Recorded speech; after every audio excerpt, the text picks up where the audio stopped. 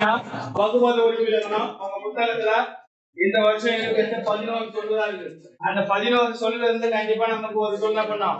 மொழித்திறன் பயிற்சியில வருகின்ற 2 மதிப்பெண் வினாக்கள்ல ஒண்ணு கண்டிப்பா என்ன பண்ணிருப்பாங்க. அப்ப பகுபத உறுப்பிலக்கணம் என்ன இருக்கு, அதை எப்படி பிரிக்க வேண்டும் என்று ஆல்ரெடி என்ன பண்ணிட்டோம், நம்ம நிறைய முறை நடத்திருக்கிறோம். இருந்தாலும் ஒரு முறை இப்ப என்ன பண்ணிடுறோம், திருப்பி நடத்துறோம். சரியா? பகுபத உறுப்பிலக்கணம். பகுபத உறுப்பிலக்கணம் பொறுத்த வரைக்கும் பகுதி விகுதி இல்லாமல் அந்த சொல்லை என்ன பண்ண முடியாது, பிரிக்க முடியாது. எப்பவுமே பகுதி விகுதி இல்லாம ஒரு சொல்ல பிரிக்க முடியாது. ஏன்னா பதத்தை 2 வகையா பிரிப்பாங்க. ஒன்று பகுபதம், இன்னொன்னு பகாபதம் அப்படின்னு சொல்லுது. பகுபதம்னா பிரிக்கக்கூடிய பதம், பகாபதம்னா பிரிக்க முடியாத பதம். இப்ப உதாரணமா கண், இதை பிரிக்க முடியுமா? பிரிக்க முடியாது. இதுவே கண்ணன் அப்படின்னு ஒரு சொல்லு இருக்கு, இதை பிரிக்கலாமானா கண்டிப்பா பிரிக்கலாம். எப்படி பிரிக்கலாம்? கண் கூட்டல் அன் அப்படின்னு பிரிக்கலாம். நான் பிரிக்கலாம், கண் கூட்டல் அன்னு பிரிக்கலாம். அப்ப இது பகுபதம் அப்படின்னு சொல்லுவாங்க. இதை என்ன சொல்லுவாங்க, பகாபதம் அப்படின்னு சொல்லுவாங்க. அப்ப பிரிக்கக்கூடிய பதம், பிரிக்க கூடாத பதம், பிரிக்க முடியாத பதம். நம்ம பகுபத உறுப்பிலக்கணம் பிரிக்கும் பொழுது அந்த சொல் பிரிக்கிற பதத்தை தான் பிரிப்பாங்க. சரியா? பகுபதத்துல நமக்கு எதுக்கு பகுபத உறுப்பிலக்கணம் பிரிப்போம் அப்படின்னா, பெயர் சொல்லுக்கும் பிரிக்கலாம், வினை சொல்லுக்கும் பிரிக்கலாம். ஏன்னா கண்ணன் என்பது என்னது, பெயர் சொல் தான். ஆனா அதுவே என்ன பண்றோம், நம்ம பகுபதமா பிரிக்க முடியுது. அப்ப அதே போல வினை சொல்லி தான் என்ன பண்ணுவோம், பகுபதமா பிரிப்போம். உனக்கு வருகின்ற தேர்வு எல்லாமே என்ன சொல்லுதான் வரும், வினை சொல் தான் வரும். ஏன்னா பகுபத உறுப்புகள் எத்தனை சொல்லியிருக்காங்க, 6 உறுப்புகள். என்ன அப்படின்னு பாத்தீங்கன்னா, ஒன்று பகுதி, அதுக்கு அடுத்தது விகுதி, அதுக்கு அடுத்தது இடைநிலை,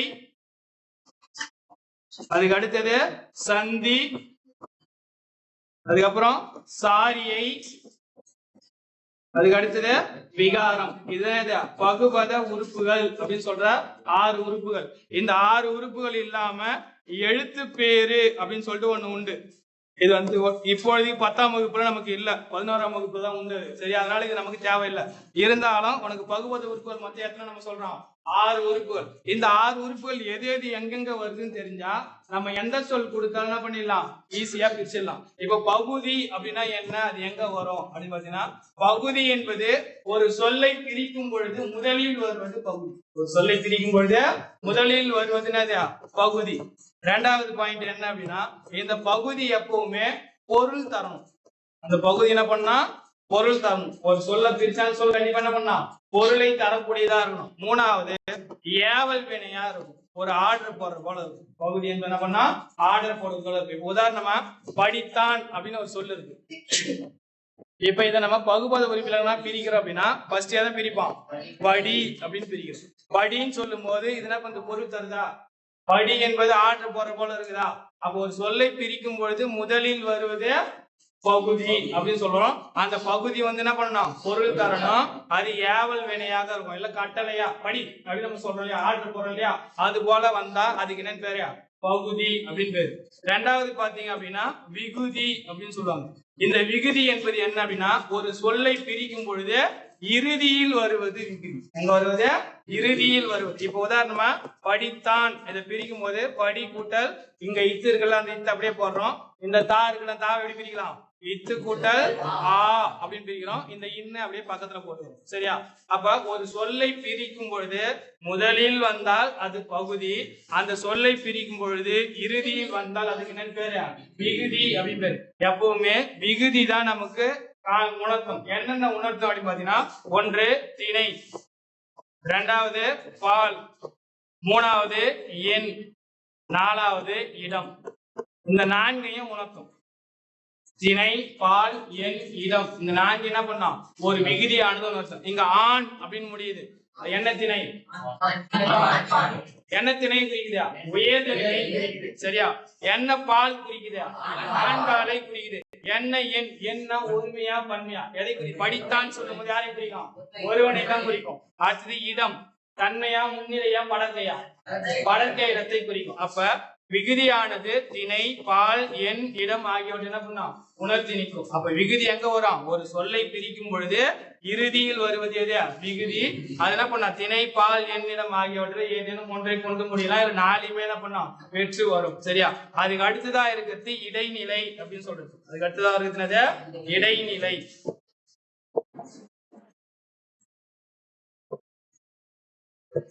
இடைநிலை. இடைநிலை எங்க வரும் அப்படின்னு பாத்தீங்க அப்படின்னா, இடைநிலை வந்து ஒரு சொல் பகுதிக்கும் விகுதிக்கும் இடையில் வருவது எது? இடைநிலை. பகுதிக்கும் விகுதிக்கும் இடையில் வந்தால் அதற்கு இடைநிலைன்னு பேரு. இடைநிலை எத்தனை வகையா பிரிப்பாங்க? காலத்தின் அடிப்படையில 3, எதிர்மறையான பொருள் வரும்போது ஒன்னா சேர்த்து மொத்தம் 4ஆ பிரிப்பாங்க. ஃபர்ஸ்ட் இறந்த கால இடைநிலை அப்படின்னு சொல்றோம். இறந்த கால இடைநிலைக்கு என்னென்ன எழுத்துக்கள் வரும் அப்படின்னு பாத்தீங்கன்னா, இத்து, இட்டு, இரு, இன்னு. இந்த 4 எழுத்துக்களும் எதை குறிக்கும்? இறந்த கால இடைநிலையை குறிக்கும். அதுக்கு அடுத்ததா நிகழ்கால இடைநிலை அப்படின்னு சொல்லுவாங்க. அந்த நிகழ்கால இடைநிலைக்கு என்னென்ன எழுத்துக்கள் வரும் அப்படின்னு பாத்தீங்கன்னா, கிறு, கின்று, ஆனின்று அப்படின்னு சொல்லுவாங்க. கிறு, கின்று, ஆனின்று. இது வந்து என்னது? இது நிகழ்கால இடைநிலை அப்படின்னு சொல்லுவாங்க. அதுக்கு அடுத்தது எதிர்கால இடைநிலை, காலத்தின் அடிப்படையில். அதுக்கு இப்பு, இவ்வு. ஒரு சில டைம் இக்கு வரும். இது ரேர் கண்டிஷன் தான். இது நமக்கு தெரியலன்னு பரவாயில்ல. ஆனா இப்பு இவ்வு கண்டிப்பானது எதிர்காலத்தை குறிக்கும். அதுக்கு அடுத்ததா இருக்கிறது எதிர்மறை இடைநிலை, ஆப்போசிட் பொருளை உணர்த்தக்கூடியது. இல்லு, அல்லு, ஆ. இது என்னது? எதிர்மறை இடைநிலை. அப்ப இடைநிலை வந்து காலத்தின் அடிப்படையில் 3, அதுக்கப்புறம் பெயர்ச்சின் அடிப்படையில் 1ஆ பிரிப்பாங்க. அப்ப மொத்தமா இடைநிலை எத்தனை? 4. இந்த இடைநிலை எங்க வரும்? பகுதிக்கும் விகுதிக்கும் இடையில வரும். இப்ப நம்ம மேல சொன்ன அதே சொல்லே வச்சுப்போம். இப்ப படித்தான் அப்படின்னு நம்ம பிரிக்கிறோம் இல்லையா? இந்த படித்தான பிரிக்கும் பொழுது படி கூட்டல் இந்த இத்து அப்படியே போடுறோம். அடுத்து இந்த தாவை பிரிக்கும் போது இத்து கூட்டல் ஆண் அப்படின்னு எழுதுறோம். அப்ப இந்த இத்து வருமா இந்த இத்து வருமா சந்தேகம் வரும். எப்பவுமே பகுதிக்கும் விகுதிக்கும் இடையில் வருவதற்கு என்ன பேரு? இடைநிலை. அப்ப இங்க இத்து வந்திருக்கு. இந்த இத்து தான் என்னது? இடைநிலை. அப்ப அது என்ன இடைநிலைன்னு எழுதும். அப்ப நமக்கு இத்து என்ன இடைநிலை சொல்லியிருக்கோம்? இறந்த காலத்தை உணர்த்தும். அப்ப இறந்த கால இடைநிலை. அப்ப இங்க வரைகிற எத்து என்ன சார்? இது பிரிக்கவே இல்லை. இந்த இத்தை பிரிச்சிருக்குமா? பிரிக்காம எது வருது? அதான் சந்தி. அந்த சொல்ல பிரிக்காம அப்படியே எழுதுற அதுக்கு பேர் தான் சந்தி. அப்ப சந்தி எங்க வரும் அப்படின்னா, சந்தி என்பது பகுதிக்கும் இடைநிலைக்கும் இடையில வந்து சந்திக்க வச்சா அதுக்கு என்னன்னு பேரு? சந்தின்னு பேரு. இங்க பாரு, இது பகுதி, இது இடைநிலை. இது ரெண்டுத்தையும் இடையில வந்து என்ன பண்ணுது? சந்திக்க வைக்குது. அதனால அதுக்கு என்னன்னு பேரு? சந்தி. சந்தி எப்பயும் பிரிக்க முடியாததான். இந்த இத்து நம்ம பிரிச்சிருக்கிறோமா? இருக்கிற சொல்ல இருந்து அப்படியே எடுத்து எழுதிருக்கிறோம். அப்படி எழுத அதுக்கு என்னது? சந்தின்னு பேரு. எந்த எழுத்து சந்தியா வரும் அப்படின்னா, இத்து, இக்கு அதிகபட்சமா சந்தியாகும். இத்து இக்கு தானே பண்ணோம், அதிகபட்சமா சந்தியாக இடம்பெறும். அது இல்லாம 2 சந்தி வரும். ஒன்னு எகர ஒற்று, இன்னொன்னு வகர ஒற்று. இது வரும்பொழுது இதை என்னன்னு சொல்லுவாங்க அப்படின்னா, உடம்படு மெய் சந்தி அப்படின்னு சொல்லுவாங்க. உடம்படு மெய் சந்தி. ஏன் இதுக்கு மட்டும் உடம்படு மெய் சந்தின்னு பேருனா, 2 உயிரெழுத்துக்களை இணைப்பதற்காக வருவது. அதனால அதுக்கு என்னன்னு பேரு? உடம்படு மெய் சந்தி. மத்த எந்த எழுத்துக்கு வந்தாலும் அது வந்து அப்படியே போயிடும். ஆனா இந்த 2 மட்டும் ஏன் வரும் அப்படின்னா, இந்த பக்கமும் ஒரு உயிரெழுத்து, இந்த பக்கமும் ஒரு உயிரெழுத்து. 2 உயிரெழுத்தையும் இணைக்கணும். இணைப்பதற்காக இடையில ஒரு தரக தேவை.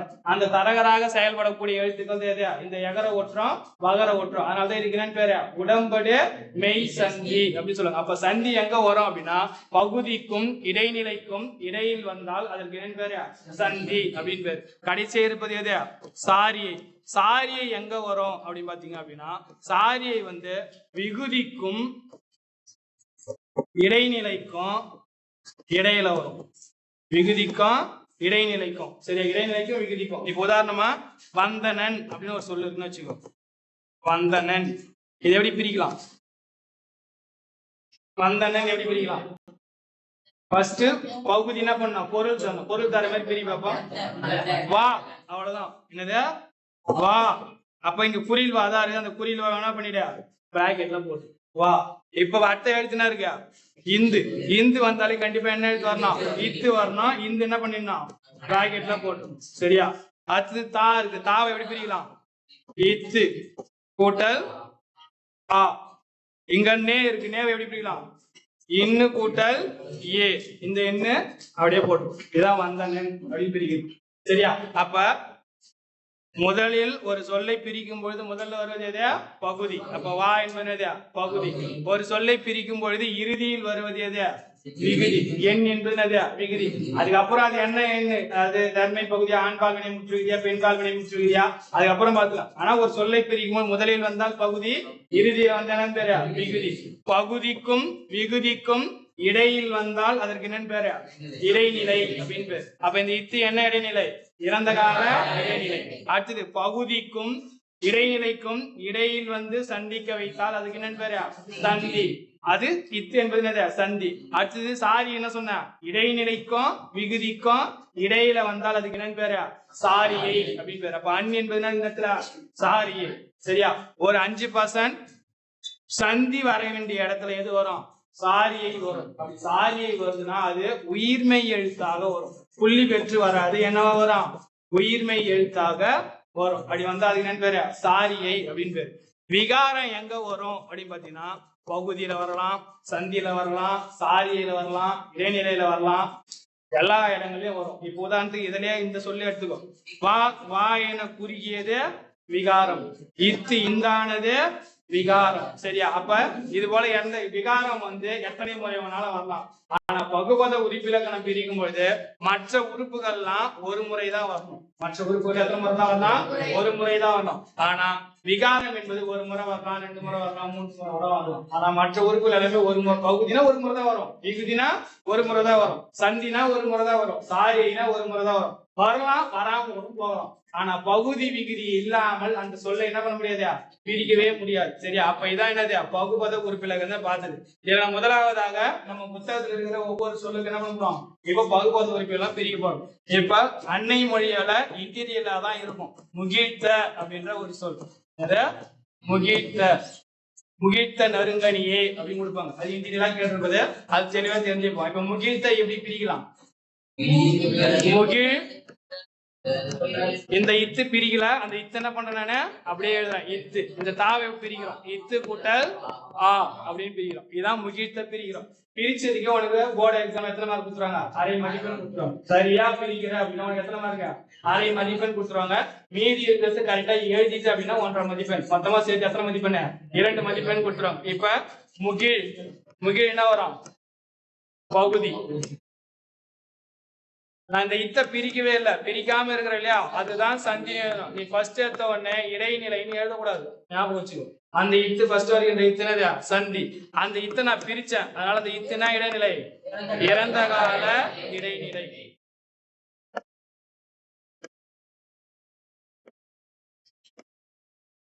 ஆ என்னது? பெயரச்ச விகுதி. ஆ என்பது பெயரச்ச விகுதி. முழுமதியா எழுதுனா 2 மதிப்பெண் கொடுத்துருவாங்க. சரியா? அதுக்கு அடுத்து 2வது சொல் சொல்லுங்க பாப்போம். கிளர்ந்த.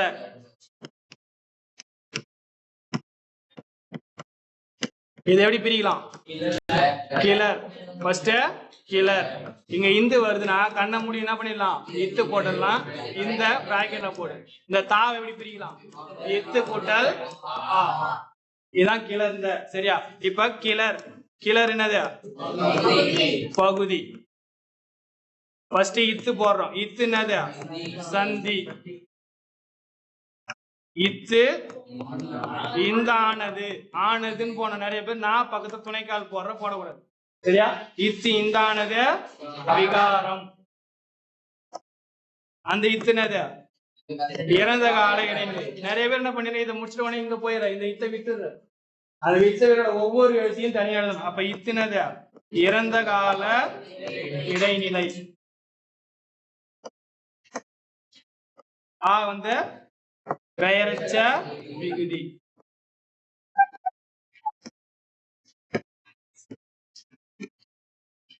அதுக்கு அடுத்த சொல் சொல்லுங்க பாப்பா. உரைத்தவா? உரைத்து நமக்கு சிலபஸ்ல இல்ல, வேற. உரைத்த பெரியதான் பெரிய, ஒன்றும் பிரச்சனை இல்லை. இப்ப உரைத்த இந்த சொல்ல பிரிக்கலாம். இது எதுல இருக்கும்னா முல்லைப்பாட்டுல வந்து பழைய புத்தகத்துல. சரியா? இந்த உரைத்த எப்படி பிரிக்கலாம்? உரை கூட்டல் இத்து கூட்டல் இத்து. இந்த தா பிரிக்கிறோம் இல்லையா? இத்து கூட்டல் ஆ. சரியா? அப்ப உரை, உரை வந்து பகுதி, இத்து வந்து சந்தி, இந்த இத்து வந்து இறந்த கால இடைநிலை.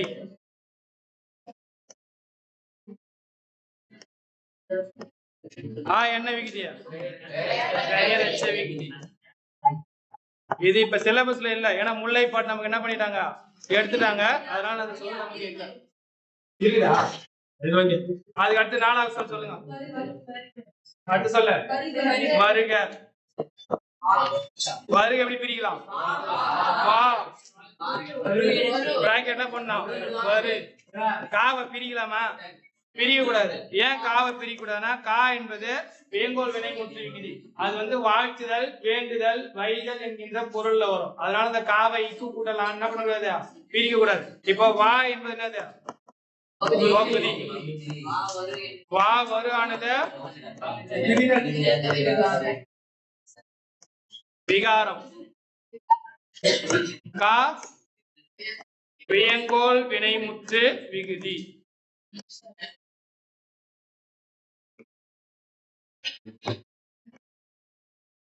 இலக்கண குறிப்பு கேட்டா வியங்கோல் வினைமுற்று நிறுத்திக்கணும். வகுப்பது உறுப்புல கேட்டா வியங்கோல் வினைமுற்று விகுதி அப்படின்னு எழுதும். சரியா? அடுத்து சொன்னது பதிந்து. 5வது சொல்ல பதிந்து. இது எதுல இருக்குது? முத்துக்குமாரசாமி பிள்ளை தமிழ்ல இருக்கும். பதிந்து என்கின்ற சொல். இது எப்படி பிரிக்கலாம்? பதி கூட்டல் இத்து பிராக்கெட்ல இத்து கூட்டல் இந்த தூ எப்படி பிரிக்கலாம்? இத்து கூட்டல் பூ. இதானது பதிந்து. அப்ப பதி என்னது? பகுதி. இத்து சந்தி. இத்து இந்தானது விகாரம். இந்த இத்து இறந்த கால இடைநிலை.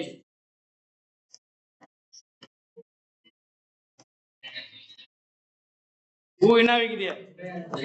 வினையெச்ச விகுதி. ஊ வினையெச்ச விகுதி. அடுத்த சொல் பார்ப்போம். தனிந்தது. இது திருவிளையாடல் புராணத்துல இருக்கும். சரியா? தனிந்தது என்கின்ற சொல் திருவிளையாடல் புராணத்துல இடம் பெற்றிருக்கும். இந்த ஏழுல 2 வரும். தனிந்தது ஒண்ணு, அமர்ந்தான் ஒண்ணு இருக்கும். இந்த தனிந்தது எப்படி பிரிக்கலாம்? தனி. இந்து வரதுனால என்ன பண்ணிடுறோம்? இத்து பிராக்கெட்ல இந்து. இந்த தாவை பிரிக்கும் போது இத்து கூட்டல் ஆ. கடைசி அந்த தூ என்ன பண்ணிடுறோம்? அப்படியே எழுதிடும். சரியா? தனிந்தது அப்படின்னு சொல்லிட்டு. இப்ப தனி என்னது? பகுதி. இத்து சந்தி. இத்து இந்தானது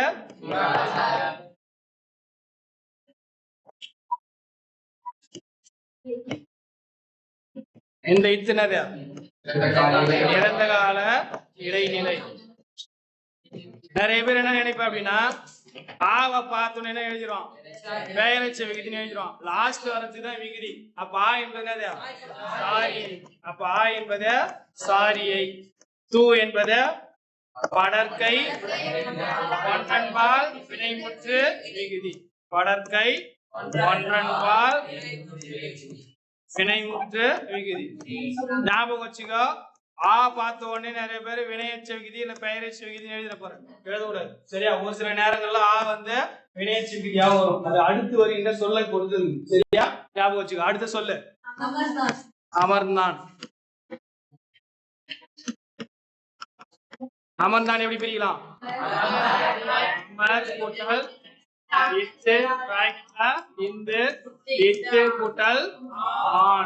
அமர்ந்தான். அப்ப அமர்னது பகுதி. இத்து சந்தி. இத்து இந்தானது விகாரம். அந்த இத்துனது இறந்த கால இடைநிலை.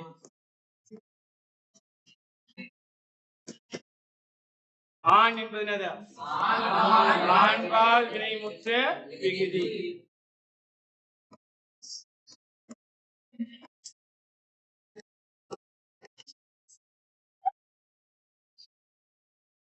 அடுத்த சொல் சொல்லுங்க.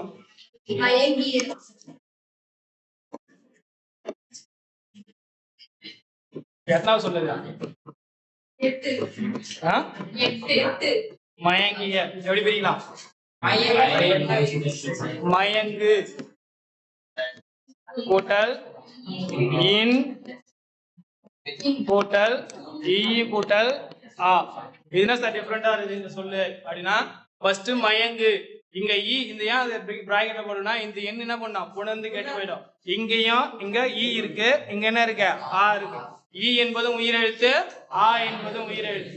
ரெண்டு உயிரெழுத்தை இணைக்கணும், இடையில ஒரு மெய் தோன்றணும். அந்த மெய்க்கு தான் நம்ம என்னன்னு பேர் பார்த்தோம் உடம்படி மெய் பார்த்தோம். அப்ப இந்த ஈ தான் இது உடம்படி மெய். சரியா? இப்ப மயங்கு என்பது என்னது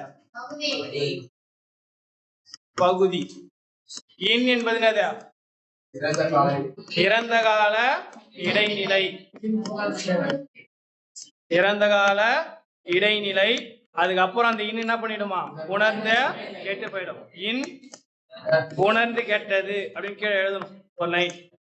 உணர்ந்த கெட்டது. அந்த ஈ என்னது சந்தி.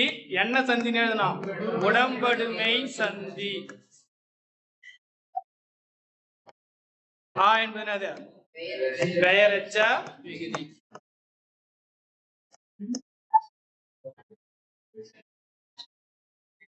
அடுத்த சொல் கொண்ட. இது முத்தொள்ளாயிரத்துல பெற்றிருக்கிற ஒரு சொல். இந்த கொண்டை எப்படி பிரிப்போம் ஞாபகம் வச்சுக்கோ. கொல் என்பது வாங்கி கொள்வதை குறிக்கும். அந்த கொல் என்கின்ற சொல்லதுதான் கொண்ட அப்படின்னு சொல்லுது. இது கொல் என்பதுதான் வேர் சொல் அப்படின்னு சொல்லுவாங்க. அப்ப இங்க இன்னு இருக்கு, அந்த என்ன பண்றோம் பிராக்கெட்ல போடுறோம். அடுத்தது டாவை எப்படி பிரிக்கலாம் இட்டு கூட்டல் ஆ அப்படின்னு பிரிக்கலாம். அப்ப கொல் என்பது பகுதி. இல்லு இன்னானது விகாரம். இட்டு என்ன இடைநிலை இறந்த காலம். ஏன்னா இட்டு இட்டு இட்டு இதெல்லாம் வந்தா இறந்த காலத்தை வச்சதுனால இட்டு இறந்த கால இடைநிலை. ஆ வந்து பெயரச்ச விகுதி.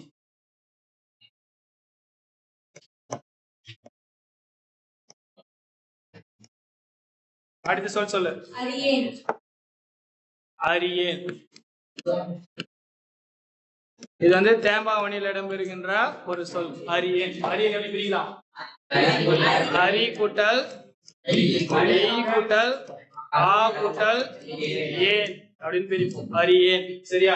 அப்ப அரி என்பது என்ன சொல்ல பகுதி. அரி என்பது பகுதி.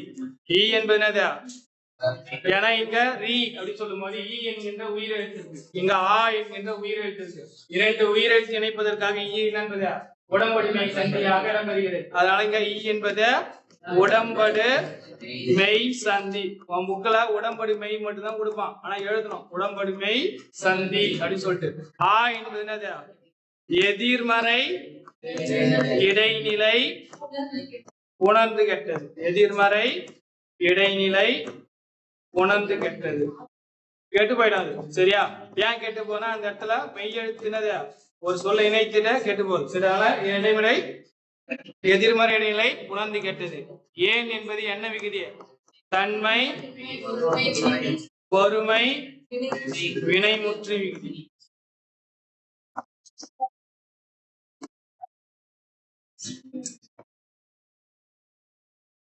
சரியா? அதுக்கு அடுத்த சொல்லு ஒளித்து. இது எப்படி பிரிக்கலாம் ஒளி கூட்டல் கூட்டல் கூட்டல் ஊ. இதான் ஒளித்து. அப்ப ஒளி என்னது பகுதி. இத்த சந்தி. அந்த இத்த இறந்த கால இடைநிலை.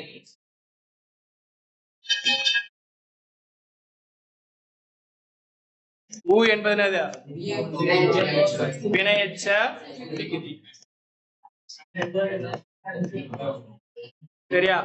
இது வரைக்கும் தான் உன் புத்தகத்துல இருக்கிற வகுப்பத உறுப்பிலக்கணம். இது இல்லாம ஒரே ஒரு முறை பொது தேர்வுல வாழ்க அப்படின்ற சொல் கேட்டிருந்தாங்க. என்ன கேட்டாங்க வாழ்க. வாழ்க எப்படி பிரியலாம் வாழ் கூட்டல் க. ரெண்டே சொல்லாதான் பிரியும். வாழ் கா என்பது வியங்கோல் வினை முற்று விகுதி. சரியா? அதான் நான் முதல்ல சொன்னேன், ஒரு சொல் பகுபத உறுப்பிலக்கணம் பிரிக்கும் பொழுது பகுதி விகுதி இல்லாம என்ன பண்றது பிரிக்க முடியாது.